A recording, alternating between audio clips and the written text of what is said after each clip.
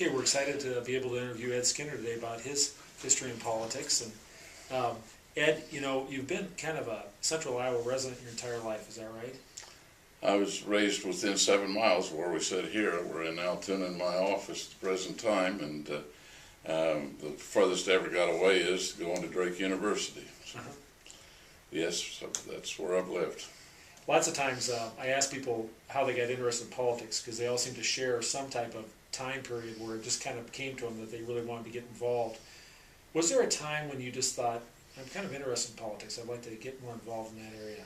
Well, my interest came from Carol Schweitzer, which is beyond most people's memory at this point, but Carol was an attorney that got selected by President Truman as for the Southern District of Iowa, and the United States Congress refused to confirm him, and he served as the Southern District Attorney for a period of 3 years and was never confirmed and never paid. He served free because the Congress refused to confirm him, and a guy came along that got involved in running from Congress at that time by the name of Neil Smith, and that's how I got involved in politics, was working for Neil Smith to be elected, and was, candid with you, upset about the way they treated Carol Schweitzer, who was from my hometown, and I'm from a town of, it was 250 people, and so I knew him very well, and he wasn't treated fair, and that got me involved in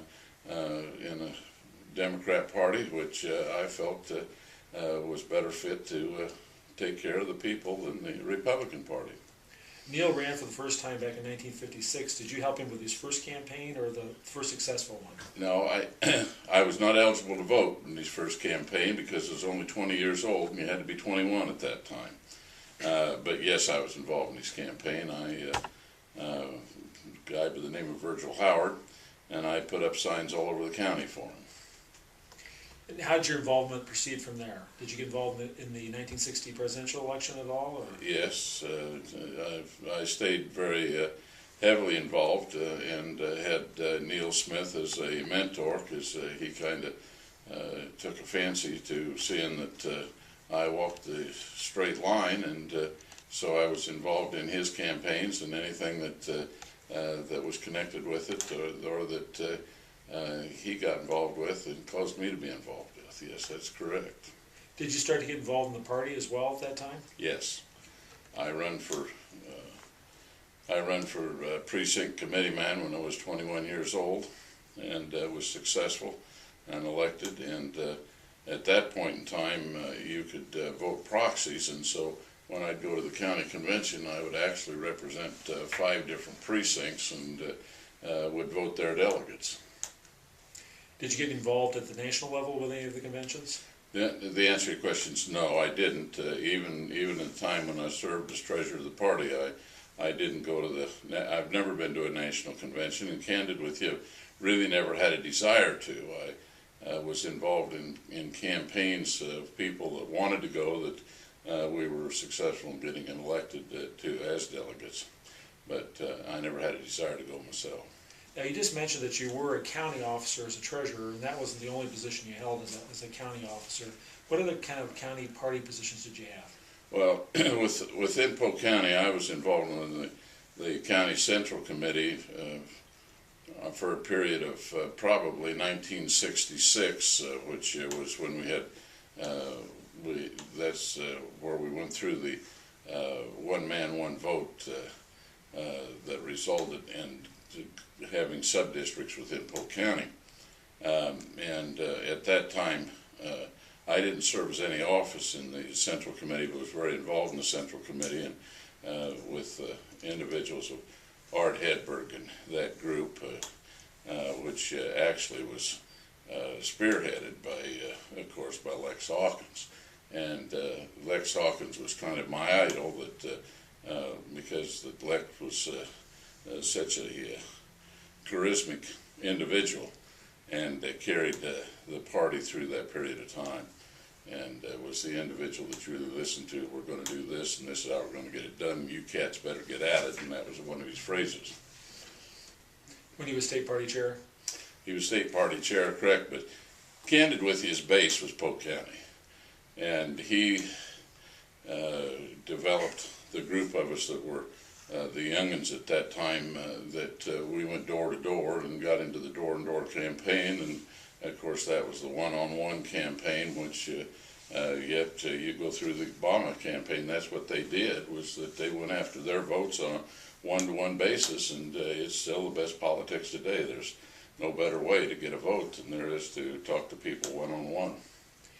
Well, you mentioned Neil Smith, got his start in Congress in 1958, and he had a big impact on you. Did you have a relationship with Harold Hughes? I did. It's kind of a funny relationship because my wife is from Ida Grove, and Harold and my brother-in-law Earl were best buddies through high school, and so through that I got, but he never knew my name, even when I was treasurer of the party, and when he would ask for me, I tell you the story that we had a fundraiser at the fairgrounds when I was treasurer of the party, and when I walked up to the area where we were going in the door for the event that was being held that night, boy, the state, his director of campaign, who of course was Campbell, but Ed Campbell was standing at the door asking everybody who Ray Booman's son-in-law was. When I got up there, I said, "Well, that's me. What are you looking for, Ed?" And he says, "The senator wants to see you." Well, he was back in a bunch of tables and was carrying on medication at that time. And I went in and I said, "Senator, I understand you want to see me." He said, "You're Ray Booman's son-in-law." And I said, "Yes, I am." And he said, "Aren't you the treasurer of the party?" He never did know my name. Even after he moved to Arizona and came back here, he wanted to tour Prairie Meadows, and Lois and I went with him through Prairie Meadows and talked to him about it, but he always referred to my father-in-law, Ray Booman, and never to my name. When you say you were treasurer of the party, was that the state party? It was a state treasurer, right? Okay. Did you serve as county chair at some point? No. Okay, never. All right. No, I served as chairman of the conventions, and I did that more than once, and served as chairman of the state convention, I think 3 different times. Did you hold any other offices at the state level besides treasurer? No, the treasurer was the only, of course I was 5th District committee man, and at that time the 5th District, you keep in mind we're talking about 1968 and 1972, and that's before your mini convention in Kansas City, where we went to the proportionate representation out of the caucuses. And the individual that I've had so much fun with in politics, of course, is the right hand of Senator Harkin today, and we hired him through the State Central Committee, and he was the one that really put together the proportional representation and figured it out in Kansas City. And of course I'm talking about Richard Bender. Richard Bender was, there's only one way to describe Richard. Richard is just absolute genius. And you had to get past his persona to get to that. But once you got to it, you were just talking about a brilliant individual. And of course, Harkin picked up on that. But no, I fell into that job, and candid with you, the candidate that we had for that job was for 5th District Committee man was Richard Bender, and we'd worked with Dick for quite some time, and we had the votes put together in the different counties that he was going to be elected as 5th District Committee man.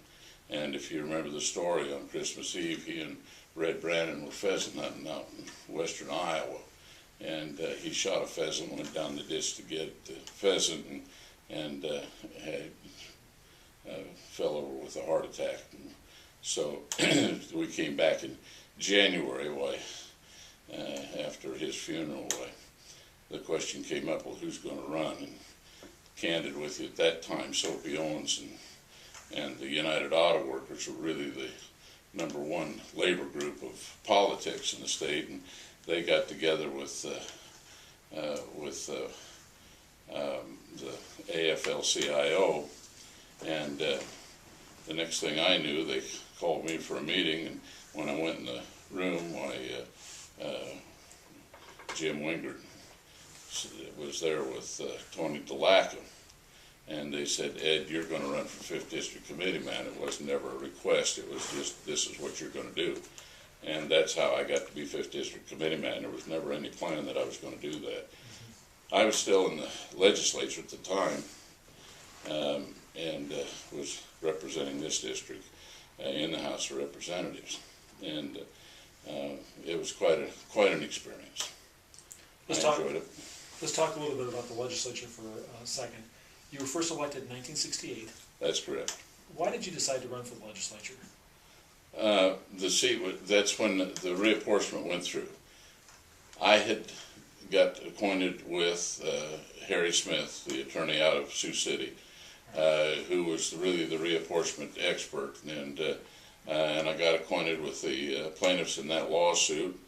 I was asked to go to Woodbury County when the O'Briens went to California to campaign for Kennedy, and so I was in Sioux City and worked that area for the Humphrey campaign after the death of Bobby Kennedy.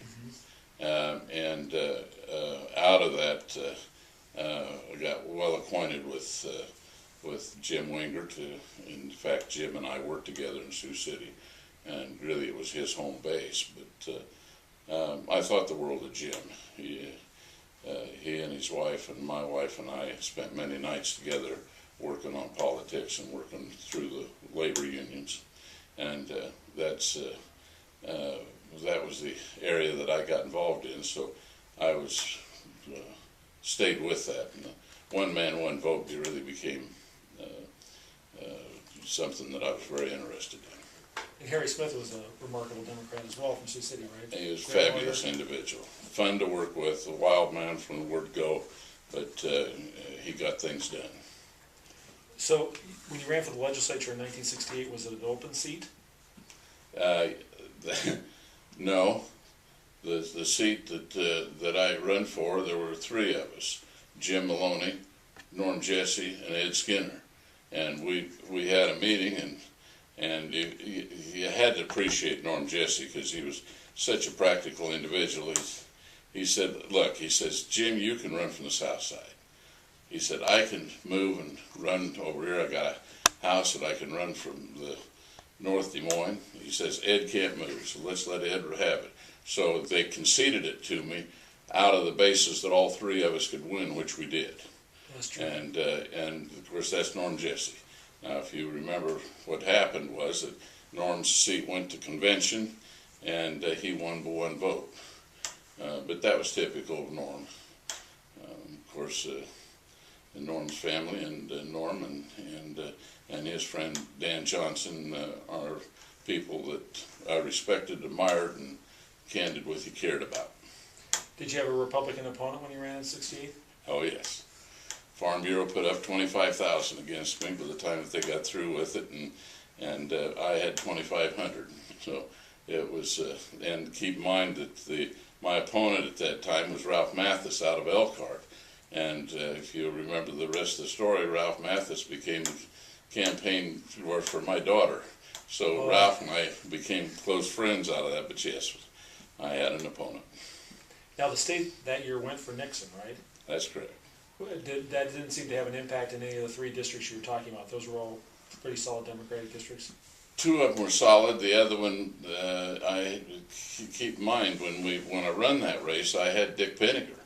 So I had Dick Penniger and his expertise, and through Neil Smith, because obviously Dick and Neil were close politically.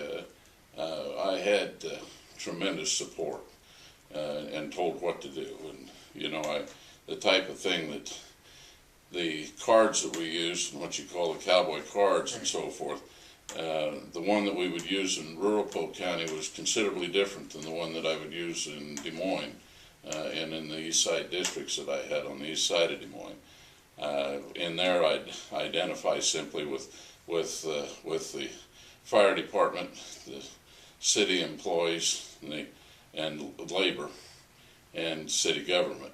And out in the county, that wasn't so important as the rural area. So you'd really run two different campaigns, and I was, knock on wood, I was successful. It sounds like a large district. Were you going door to door? There was one other district in West Des Moines that had more population than my district. My district was the second largest population in the state of Iowa. And keep in mind, that's prior to, if you look at the date 68, that's prior to the reapportionment in 1970. Mm-hmm. So the district that I started out with, I had all the way from Polk City through Ankeny, Altoona, Pleasant Hill, and Runnels, and all the rural area to the northeast part of Polk County. But I had the largest population, second largest population district in the state at that time.